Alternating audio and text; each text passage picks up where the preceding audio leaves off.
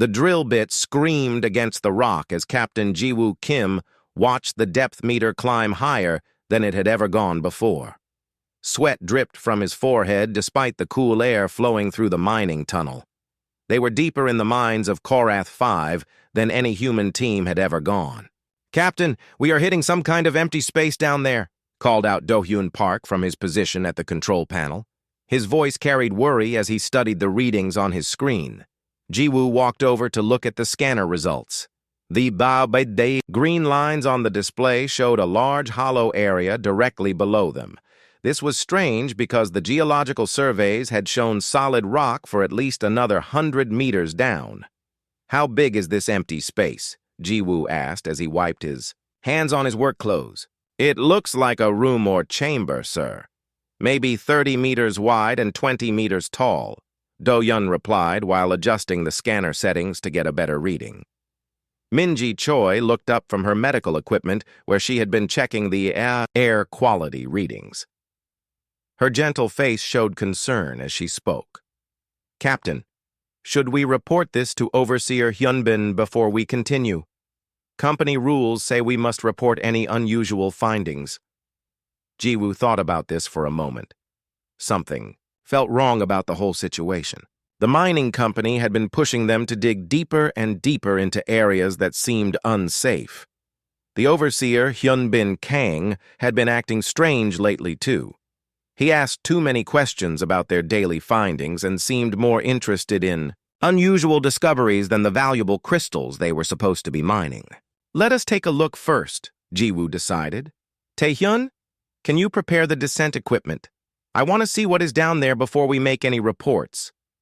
Taehyun Lee, the youngest member of their team, nodded eagerly. The tech specialist loved exploring new areas, and his eyes lit up with excitement. "I can have the ropes and lights ready in 10 minutes, Captain." 20 minutes later, Jiwoo was lowering himself through the hole they had drilled. His headlamp cut through the darkness below as he descended on the rope. The air smelled different here. It was older somehow, like it had been trapped for a very long time. His boots touched solid ground, and he looked around in amazement. They had discovered a huge underground chamber carved from natural rock. Strange blue crystals grew from the walls and ceiling, giving off a soft light that made everything look dreamlike. "What do you see down there, Captain?" Do-hyun called from above. "You need to see this for yourselves," Jiwoo replied. "Send down the others, but be careful. This place looks very old." One by one, his team descended into the chamber. Minji gasped when she saw the crystal formations. Taehyun immediately started taking readings with his equipment. Do-hyun stood beside Jiwoo with his mouth open in wonder. "These crystals are giving off some kind of energy," Taehyun said as he studied his scanner. "But it is not like anything I have seen before. The readings are very strange." As they explored deeper into the chamber, Jiwoo noticed something that made his blood run cold. There were chains attached to some of the larger crystals. But these were not normal metal chains. They seemed to be made of the same blue crystal material as the formations on the walls. "Captain," Minji whispered from across the chamber, "you need to come here right now." Jiwoo hurried over to where she was standing. Behind a large crystal formation, he saw something that changed everything. A figure was chained to the crystal wall. At first, he thought it might be human. But as he got closer, he could see this was something else entirely. The creature had the basic shape of a young woman, but with features that were clearly not human. 2 long ears like a rabbit extended from the top of her head. Her skin was pale and seemed to have a slight glow to it. Her clothes were torn and dirty, as if she had been trapped here for a very long time. "Is she alive?" Do-hyun asked quietly, as the whole team gathered around. Minji carefully approached and checked for signs of life. "She has a pulse. It is weak but steady. Her breathing is very shallow, though." The creature's eyes suddenly opened. They were large and dark, filled with intelligence and something that looked like hope mixed with fear.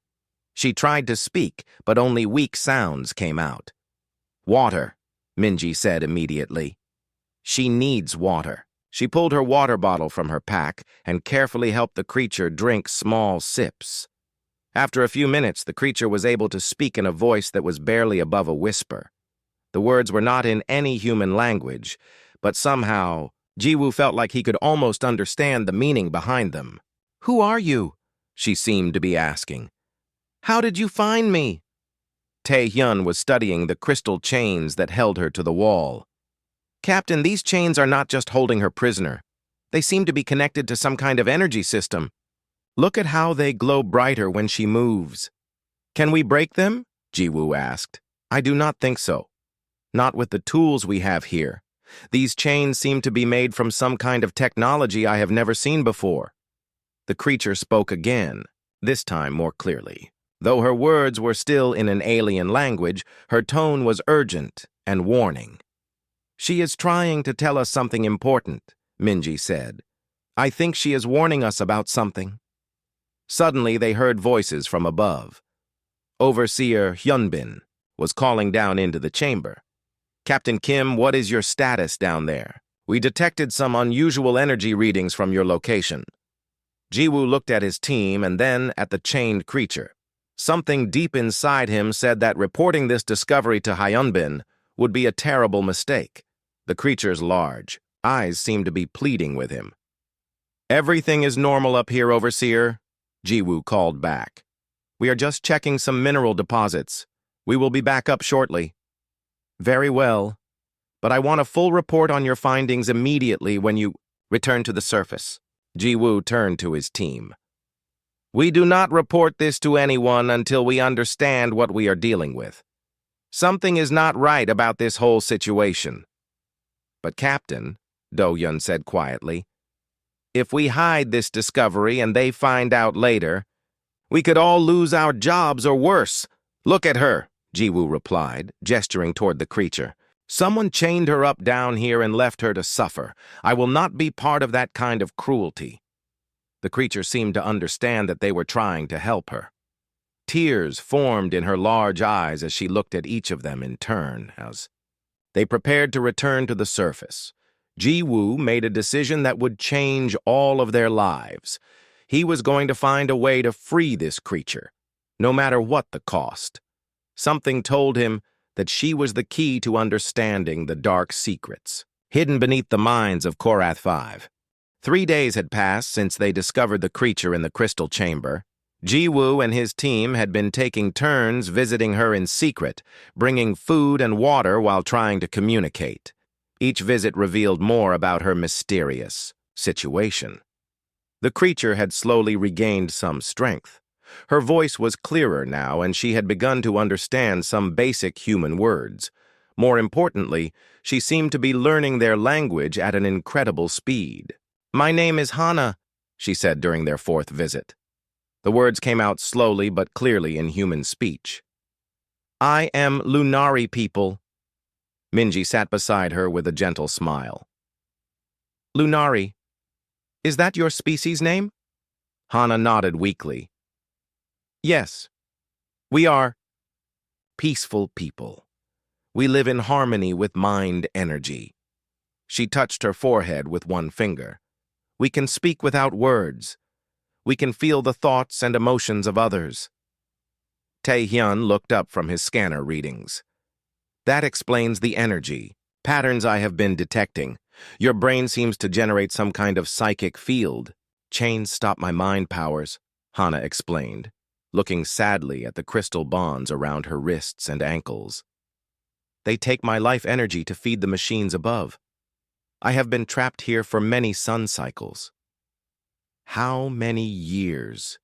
Jiwoo asked gently. Hana closed her eyes and seemed to be thinking hard. "More than 200 of your years, maybe more." "Time moves strangely when you are always weak and tired." The team exchanged shocked looks. 200 years meant she had been trapped here since before any of them were born. It also meant her species lived much longer than humans. "Who did this to you?" Do-hyun asked with anger in his voice. "The Vrakesh Empire," Hana replied, and her voice carried deep sadness. "They came to our world when I was young. They enslaved my people because we can find precious stones and metals with our mind powers. They use us like living tools. She looked directly at Jiwoo. The Vrakesh sell us to other races who want to find treasure in the ground. Your mining company bought me from them long ago. I have been forced to help them locate the valuable crystals. This revelation hit Jiwoo like a physical blow. You mean our company knows about you? They have been using you as a slave to find mining deposits. Yes, Hana whispered. The man with the angry eyes visits me sometimes. He brings the chain controllers to make me search for new crystal areas. Hyunbin, Minji said with disgust. Overseer Hyunbin has been coming down here. Taehyun was studying his equipment readings more carefully now. Captain, look at this. The energy signature from her chains is connected to the main power grid of the mining facility. She is not just a prisoner, she is being used as a power source too. What do you mean? Jiwoo asked. These chains are not just suppressing her psychic abilities. They are draining her life force and converting it into energy that powers our mining equipment. The deeper we dig, the more power they need, so they drain more from her. Hana nodded sadly. Each day I grow weaker. Soon I will die and they will find another Lunari to replace me. This has happened many times before. The terrible truth was now clear to everyone. Their mining company was not just using slave labor. They were slowly killing an innocent being to power their operations. We have to get you out of here, Jiwoo said with determination. The chains cannot be broken with normal tools, Hana replied. They are made with Vrakesh technology that responds only to specific energy patterns. Minji had been thinking quietly while listening to the conversation. Hana, you said the chains suppress your psychic abilities, but have you noticed anything different since we started visiting you? Yes, Hana said with surprise. When you are near me, I can feel small bits of my power returning. Your minds create some kind of interference with the chain system. Taehyun became excited. That makes sense. Human brain patterns might be different enough from other species to disrupt their technology. If I could analyze the specific wavelengths... You think you can build something to break the chains? Do-hyun asked. Maybe not break them completely, but weaken them enough for her to escape. Over the next 2 days, Taehyun worked secretly on a device using components from their mining equipment. He studied human brainwave patterns and tried to amplify the effect that seemed to interfere with the chains. Meanwhile, Jiwoo noticed that Overseer Hyunbin was asking more questions about their work in Sector 7. His requests for detailed reports had become more frequent and his tone more suspicious. Captain Kim, Hyunbin said during their morning briefing, I need you to prepare a complete geological survey of the area where you have been working.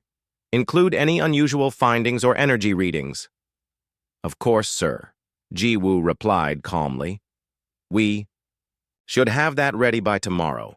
But privately, Jiwoo was growing more worried. If Hyunbin discovered they had found Hana's chamber and were trying to help her, the consequences would be severe for everyone. That evening, when they visited Hana again, Taehyun brought his completed device. It looked like a modified mining scanner connected to several neural monitoring headsets. I think this might work, he said nervously. The device amplifies human brain patterns and focuses them at the frequency that seems to disrupt the chain energy. Will it hurt her? Minji asked with concern. I do not think so. But there is only one way to find out. They placed the neural headsets on each team member and activated the device. Immediately, the blue glow from Hana's chains began to flicker and dim. It is working, Hana said with growing excitement. I can feel my powers starting to return. For the first time in 2 centuries, Hana's psychic abilities began to flow freely. She could sense the emotions and thoughts of the humans around her. What she discovered amazed her. Your people are remarkable, she said with wonder in her voice. I can feel your determination, your compassion, your willingness to risk everything to help someone you barely know. Most species would have reported me to the authorities for a reward. That is not who we are, Jiwoo replied simply. I know that now, Hana said. My grandmother told stories about humans.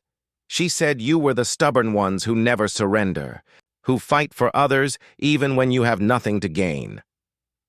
The device continued to weaken the chains, but they were still too strong to break completely. They would need more time and probably more power. As they prepared to leave for the night, Hana grabbed Jiwoo's hand. Thank you for not abandoning me. But you must be careful.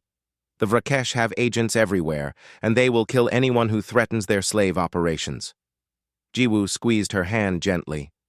We will find a way to free you. I promise. But as they climbed back to the surface, none of them noticed the small listening device hidden in the crystal formations. Overseer Hyunbin had heard every word of their conversation. The next morning brought terrible news. Jiwoo arrived at the mining facility to find security guards waiting for him. Overseer Hyunbin stood beside them with a cold smile on his face. Captain Kim, you and your team need to come with us immediately, Hyunbin said. We have some important matters to discuss. Jiwoo's heart sank. Somehow, Hyunbin had discovered their secret. He looked around and saw Do-hyun, Minji, and Tae-hyun being escorted by more guards. Their faces showed fear, but also determination. What is this about? Jiwoo asked, trying to sound calm. Oh, I think you know exactly what this is about, Hyunbin replied. Did you really think you could hide your little discovery from me? They were taken to Hyunbin's office, where the overseer activated a recording device. The voices of Jiwoo's team could be heard clearly, along with Hana's voice explaining her situation. You have been harboring an escaped mining asset, Hyunbin said with satisfaction. That creature belongs to the company, and you have been interfering with valuable operations. She is not a thing to be owned, Minji said angrily. She is a living being who has been tortured for 200 years. Hyunbin laughed coldly.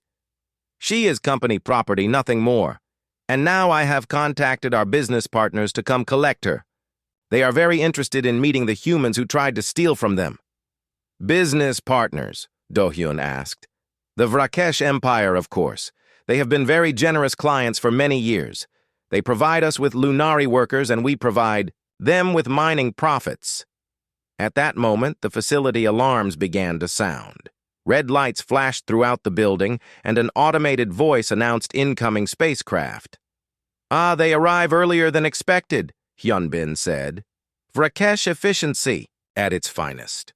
Through the office windows, they could see large alien ships landing outside the mining facility.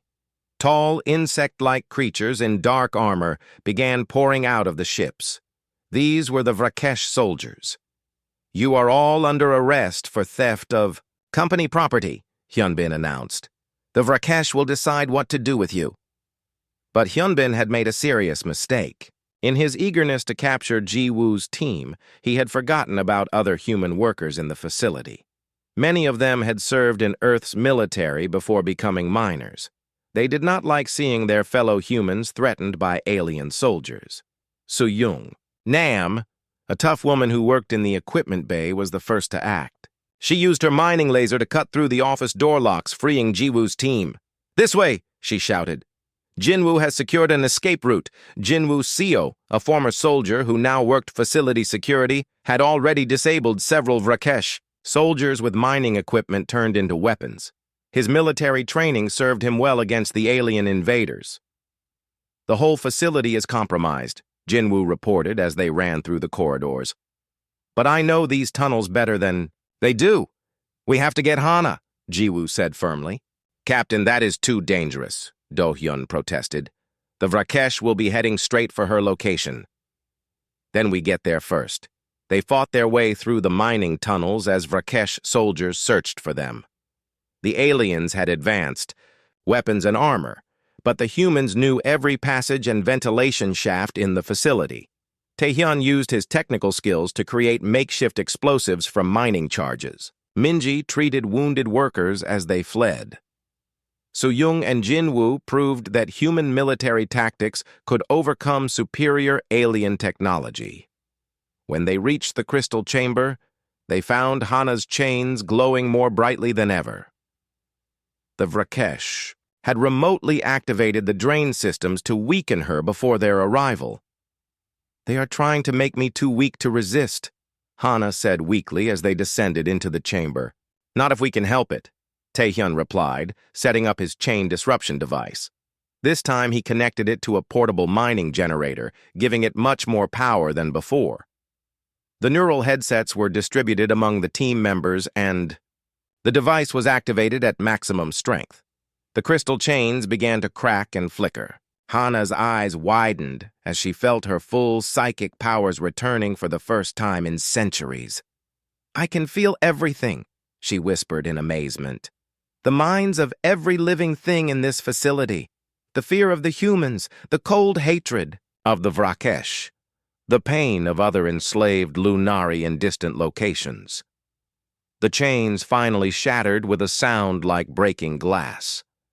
Hana stood up for the first time in 200 years, her body glowing softly with psychic energy. "Thank you," she said to each team member. "You have given me back my life." "We are not safe yet," Jiwoo reminded them. "The Vrakesh will be here soon." But Hana was no longer the weak prisoner they had found. Her psychic abilities were now at full strength, and she had learned much about human courage and determination. "I can sense their approach," she said.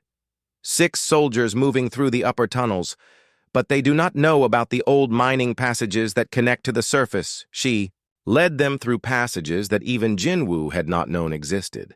Her psychic senses guided them around Vrakesh patrols and through areas where the alien scanners could not detect them. As they moved through the tunnels, Hana shared her knowledge of Vrakesh technology and tactics. They are used to hunting broken slaves, not organized resistance. They do not expect their prey to fight back effectively. "Then, let us give them a surprise," Soo-young said grimly. When they reached a junction near the surface, Hana suddenly stopped. "There is something you need to know. I was not the only Lunari being held in this facility. There are 3 others in the deeper levels. We have to help them too," Minji said immediately. "It is too dangerous," Do-yeon protested. "We barely escaped with our lives." "No," Jiwoo said firmly. "We do not leave anyone behind. That is what makes us human." Hana looked at him with deep respect. "My grandmother was right about your people. You truly are the ones who never surrender." They split into 2 groups. Jinwoo and Soo-young would lead the freed Lunari to safety, while Jiwoo's original team would create a distraction to help them escape. The plan worked perfectly. Using human guerrilla tactics and Hana's psychic abilities, they managed to free the other enslaved Lunari and fight their way to the surface. But their victory came at a cost. As they made their final escape, Do-hyun stayed behind to hold off a group of Vrakesh soldiers. His sacrifice allowed the others to reach the hidden transport that Jinwoo had prepared. "He died so that we could be free," Hana said sadly as they flew away from the mining facility. "I will never forget his courage." "None of us will," Jiwoo replied. "But we cannot let his sacrifice be in vain. This has to be the beginning, not the end." As their transport disappeared into the vast expanse of space, Hana shared a secret that would change everything. "There is something I have not told you. My people still exist in hidden colonies throughout the galaxy. They have been waiting for someone to help them break the chains that bind us all." "Then that is what we will do," Jiwoo said with determination. The war for freedom had begun. Commander Vextor of the Vrakesh Empire stood in the ruins of the mining facility, his insect-like features twisted with rage.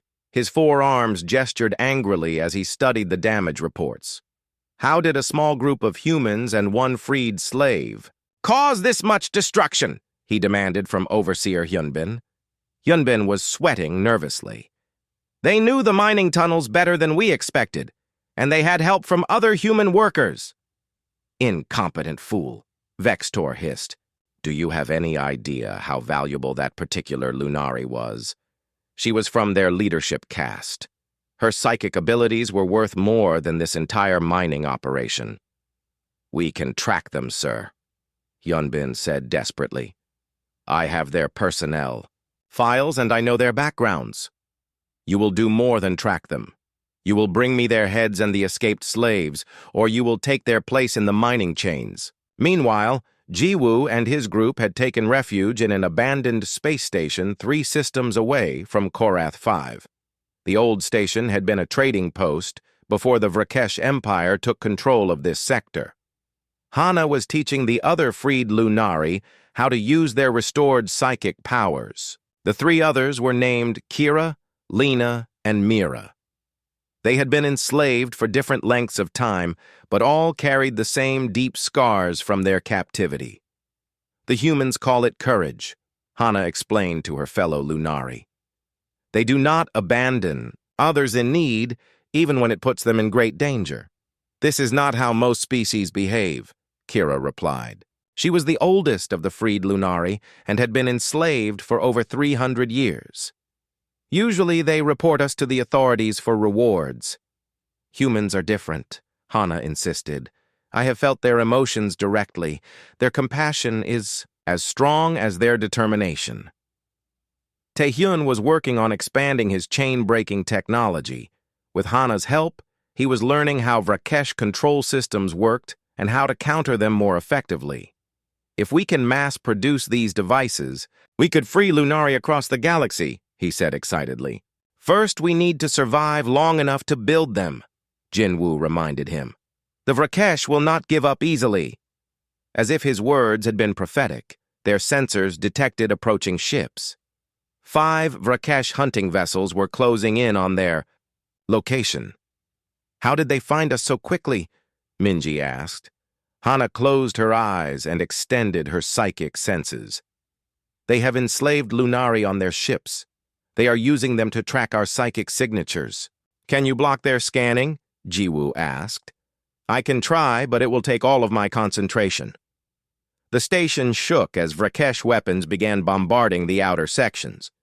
The ancient shields were failing rapidly under the assault. "We need to fight back," Soo-young declared, examining the station's defense systems. "These weapons have not been maintained in years," Jinwoo reported. "Half of them do not even work." "Then we make new ones," Jiwoo said firmly. What followed was a perfect example of human adaptability and ingenuity. Using mining equipment, maintenance tools, and spare parts from the station, they quickly improvised a defense system. Taehyun rigged the mining lasers to work as weapons. Soo-young turned the cargo bay magnetic clamps into missile launchers. Jinwoo used his military knowledge to coordinate their makeshift defenses. The Vrakesh had expected to find frightened refugees hiding in a broken station. Instead, they faced a determined group of humans who had turned industrial equipment into effective weapons. "Impossible," Commander Vextor snarled as his ships took damage from the improvised defenses. "Humans are supposed to be a weak species."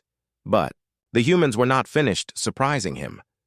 Hana had been teaching the other Lunari how to work together using their psychic abilities. Now they combined their powers to strike back at their former captors. The enslaved Lunari on the Vrakesh ships suddenly felt a powerful psychic message. "You are not alone. Help is coming. Be ready to break your chains." 2 of the hunting ships lost control as their enslaved Lunari used the distraction to sabotage critical systems. The remaining ships were forced to retreat when their tracking abilities were disrupted. "This is not over," Vextor transmitted before withdrawing. "We will hunt you across the galaxy if necessary." After the attack, the group realized they could not stay hidden forever. They needed allies and a real plan to fight back against the Vrakesh Empire. "There are others who oppose the Vrakesh," Hana said during their planning meeting. "Some humans who escaped from other mining operations. Some alien species who refuse to cooperate with the slave trade." "How do we find them?" Jiwoo asked. "I know of a place," said a new voice from the communication system. The voice belonged to Unji Park, a former officer with the Galactic Trade Consortium who had gone rogue after discovering the extent of the slave operations. I have been monitoring Vrakesh communications, Yunji explained when they established secure contact. I know you rescued some Lunari from Korath 5. I also know the Vrakesh are mobilizing their entire fleet to hunt you down. Where are you? Jiwoo asked. Hidden base in the Kepler Nebula. We have been gathering other resistance fighters here. Humans, mostly, but some aliens who are tired of Vrakesh tyranny. Can you give us safe passage there? I can guide you through the nebula navigation, but you should know that once you come here, there is no going back to normal life. We are at war with the Vrakesh Empire. Jiwoo looked around at his team. Minji nodded firmly. Taehyun was already packing his equipment. Soo-young and Jinwoo were checking their weapons. We were at war the moment we decided to free Hana, Jiwoo replied. We just did not know it yet. The journey to the Kepler Nebula took 3 days through dangerous space routes. They had to avoid Vrakesh patrols and navigate through areas where most ships would not go. During the journey, Hana shared more about her people's history and abilities. The Lunari were once great builders and explorers. We could link our minds together to accomplish amazing things. But we were peaceful, so we were easy targets when the Vrakesh came. What happened to your homeworld? Minji asked gently. Hidden? Hana replied. My people went into secret exile rather than fight. They have been waiting for centuries for someone to help them reclaim their freedom. How many Lunari are still free? Jiwoo asked. Thousands, scattered across dozens of hidden colonies, but they have been afraid to act because the Vrakesh retaliation would be terrible. Not anymore, Jiwoo said with determination. With human allies, they will have the courage to fight back. When they finally reached the resistance base, they found it was larger than expected.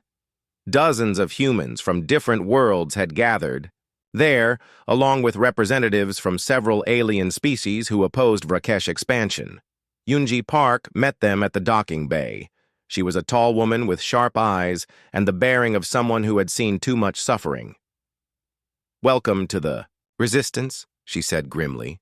I hope you are ready for a real war, because the Vrakesh are bringing everything they have to crush us. Let them come, Hana said, her psychic abilities glowing softly around her. They are about to learn what happens when humans decide to fight for freedom. The hunt was about to become a revolution.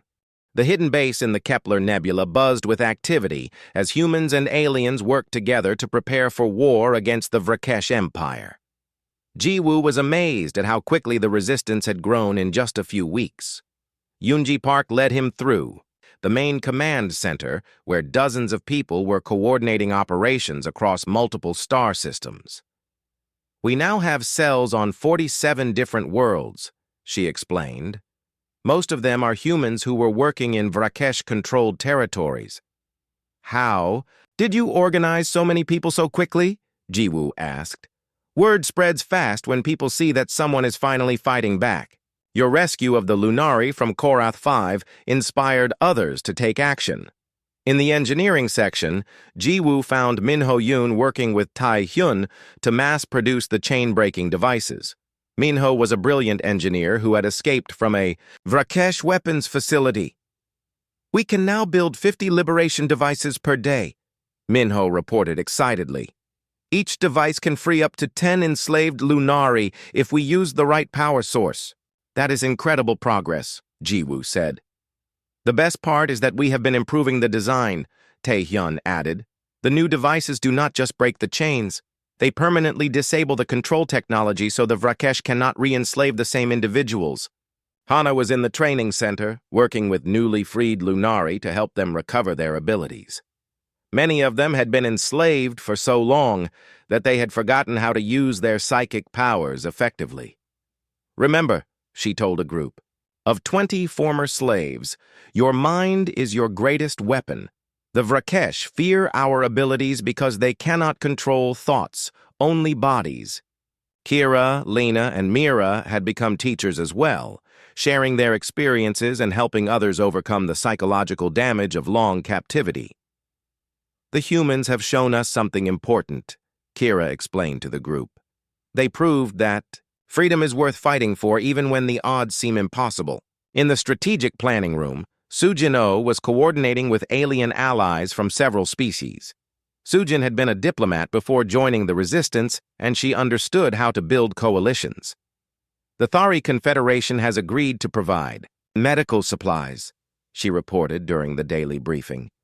The Kelvin Republic is offering safe passage through their territory for refugee ships. What about weapons and ships? Yunji asked. The Andromedans are interested, but they want proof that we can actually damage the Vrakesh Empire before they commit military support. Wanho Bayek, a tactical genius who had served in multiple human military forces, was studying star charts and Vrakesh fleet movements.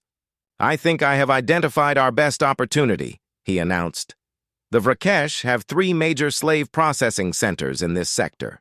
If we can hit all 3 simultaneously, we can free thousands of Lunari and seriously disrupt their operations. That sounds extremely dangerous, Minji said. She had been treating wounded resistance fighters and knew how brutal Vrakesh retaliation could be. All of our operations are dangerous, Wanho replied. But this is our chance to prove that the resistance is a real threat, not just a minor annoyance. Jiwoo studied the tactical plans. The 3 targets were heavily defended and spread across different star systems. They would need to coordinate perfectly to have any chance of success. How many ships do we have available? He asked. 12 combat-capable vessels, Jinwoo reported, plus about 30 cargo ships that could be converted for specific missions, and personnel. 200 humans with military or technical experience, about 50 aliens from various species, and now we have 80 freed Lunari who want to fight. Hana looked up from the star charts. There is something else you should know. I have been in psychic contact with Lunari in hidden colonies. They are ready to help, but they need proof that victory is possible. If we succeed in freeing the 3 processing centers, will they join us openly? Jiwoo asked. Yes, and they have resources you cannot imagine. Ships, technology, and thousands of trained fighters who have been preparing for this war for centuries. The plan they developed was complex, but achievable. 3 strike teams would hit the processing centers simultaneously. Each team would have humans providing tactical leadership, freed Lunari providing psychic support, and alien allies providing specialized skills. Jiwoo would lead the attack on the largest facility. Yunji would command the second team. Wanho would coordinate the 3rd strike force. The key is timing, Wanho explained. If even one team is delayed, the Vrakesh will have time to reinforce the other locations. What about Commander Vextor? Taehyun asked. Intelligence reports say he is gathering a large fleet to hunt us down. That actually works in our favor, Wanho replied. While he is searching for our main base, his forces will not be defending the processing centers. Over the next 2 weeks, the resistance prepared for their largest operation yet. Weapons were checked and rechecked. Ships were modified for maximum efficiency. Most importantly, the teams trained together until they could work as unified forces. Hana spent hours with each strike team, teaching them how to coordinate with Lunari psychic abilities. When we link our minds in battle, you will be able to anticipate enemy movements and coordinate attacks without verbal communication, she explained. It sounds like science fiction, one of the human soldiers said. Everything about this war would have seemed impossible a few months ago, Hana replied. But humans have a gift for making the impossible become reality. The night before the operation, Jiwoo found himself unable to sleep. He walked through the base, observing the final preparations. In every section, humans and aliens worked side by side with a common purpose. Minji was preparing medical supplies for the rescue ships that would evacuate freed slaves. I keep thinking about all the Lunari who are still suffering in those facilities, she said when she saw him. Tomorrow that suffering ends for thousands of them, Jiwoo replied. And if we fail, we will not fail. Humans do not know how to surrender, and now we have taught our allies the same determination. In the hangar bay, Soo-young was making final modifications to their assault ship. Captain, this plan is crazy enough that it might actually work, she said with a grin. The best human plans usually are crazy, Ji-woo agreed. Hana found him in the observation deck, looking out at the swirling colors of the nebula. Are you worried about tomorrow? She asked. Of course.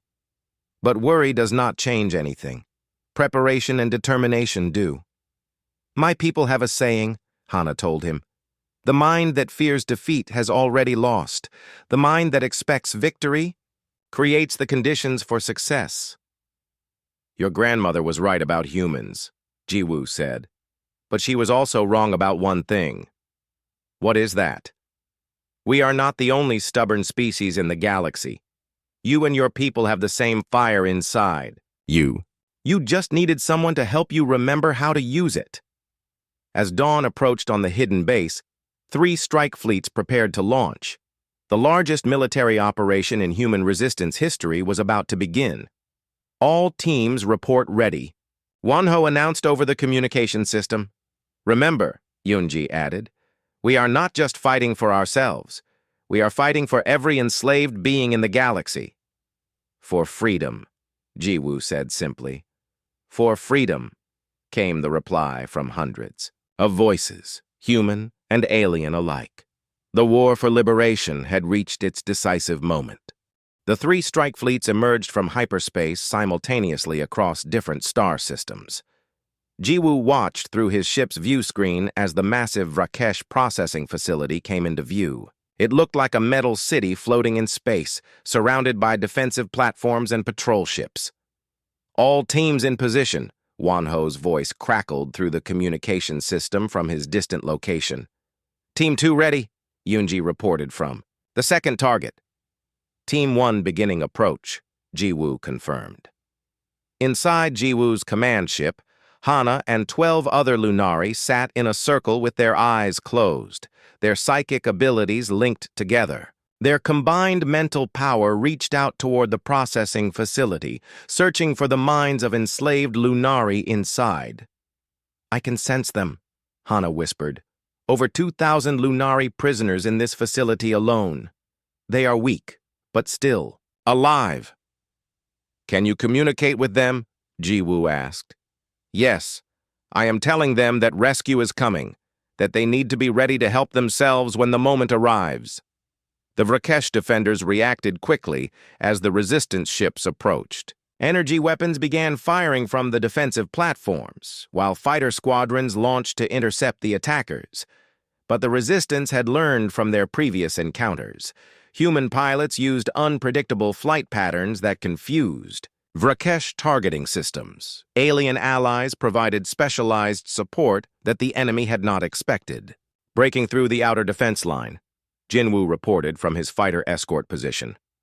Taehyun was monitoring the facility's communication systems. They are calling for reinforcements, but the nearest Vrakesh fleet is 6 hours away. More than enough time, Jiwoo replied. The assault ships punched through the facility's shields using modified mining lasers that Minho had converted into siege weapons. Boarding pods launched toward different sections of the massive structure. Inside the facility, Vrakesh guards scrambled to respond to the attack. But they faced something they had never encountered before. Enslaved Lunari who were fighting back. The psychic link that Hana had established allowed the imprisoned Lunari to coordinate their rebellion. Chains that had held them for decades suddenly became weapons as they used their restored mental powers to turn their captivity against their captors. The slaves are revolting in Section C, a panicked Vrakesh officer reported over their communications. Impossible, came the reply. The control chains prevent them from using their abilities. Not anymore, sir. Something is interfering with the chain network. Jiwoo's boarding team fought through the facility corridors using tactics that the Vrakesh had never seen. Human soldiers moved with deadly efficiency while Lunari allies provided psychic support that allowed them to anticipate enemy positions.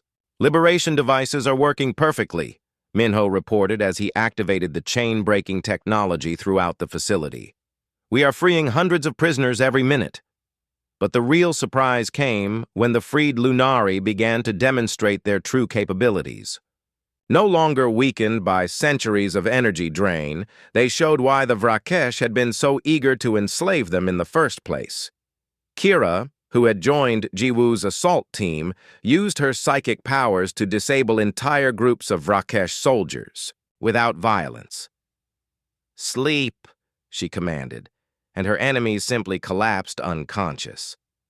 "I had forgotten how powerful we could be," she said with wonder.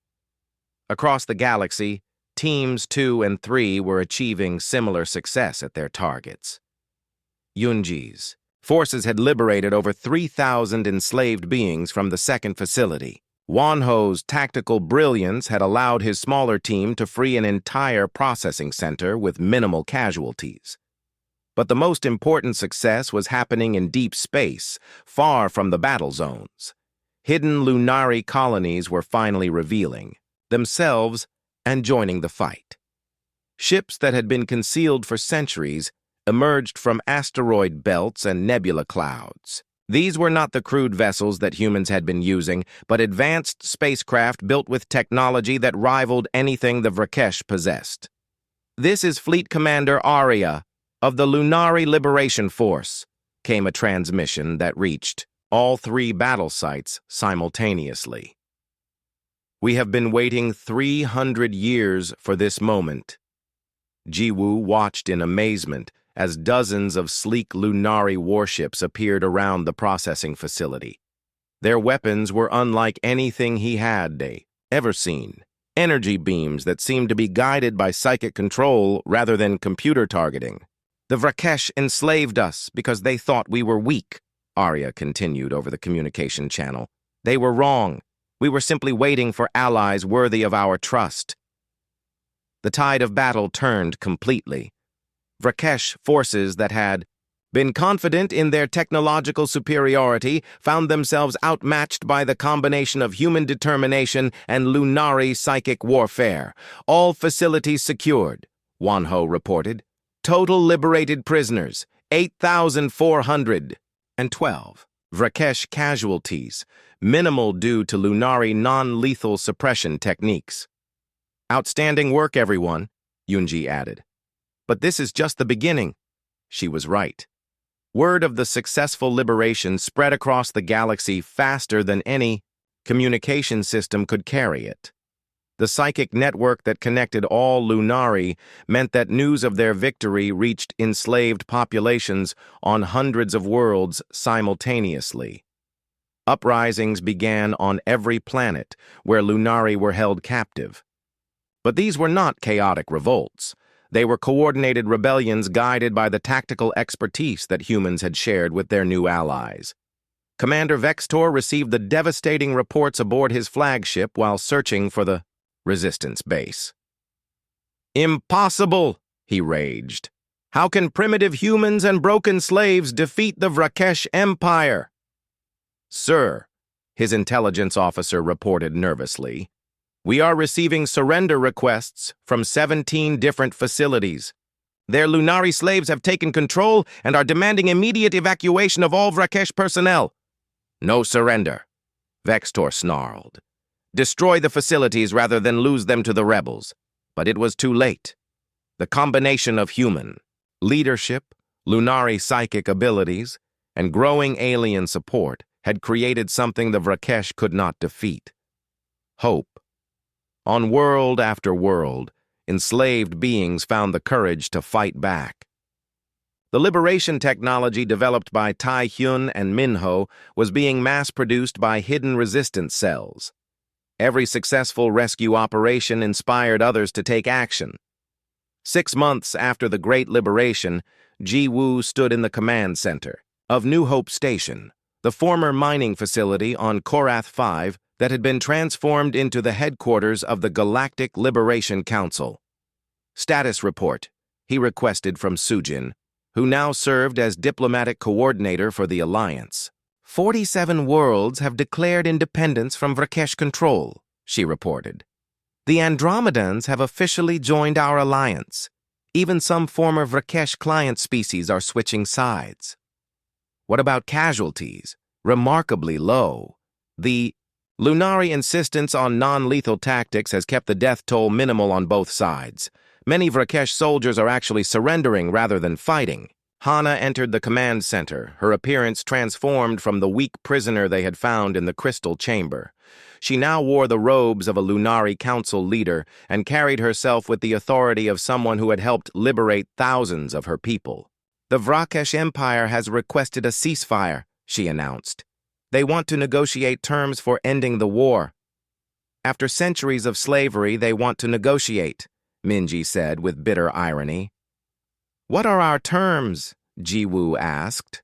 Complete liberation. Of all enslaved beings, Hana replied firmly. Reparations for the damage they have caused, and guarantees that they will never again engage in slave trading. Will they accept those terms? They have no choice. Their empire is collapsing as more worlds join our alliance. Even their own people are beginning to question the morality of their actions. Taehyun looked up from his workstation where he was coordinating liberation efforts across dozens of worlds. Captain, we are receiving a transmission from Earth. The United Nations wants to establish formal diplomatic relations with the Galactic Liberation Council. Jiwoo smiled. Tell them we would be honored to represent humanity in the galactic community.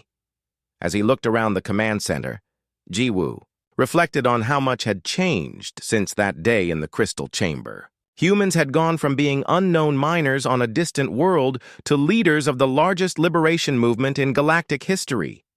What are you thinking about? Hana asked, noticing his contemplative expression.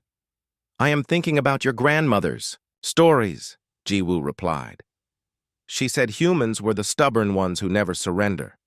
But she was only half right. What do you mean? We are stubborn, yes. But our real strength is that we do not just fight for ourselves. We fight for anyone who needs help, even if we have never met them before. Hana nodded with understanding. And that is why the galaxy will never be the same. You have taught us all that freedom is not something to be given by others. It is something to be claimed by those who have the courage to fight for it. The war was over, but the work of building a better galaxy had just begun. Humans and their allies faced the challenge of creating a new society based on cooperation rather than domination, on liberation rather than enslavement.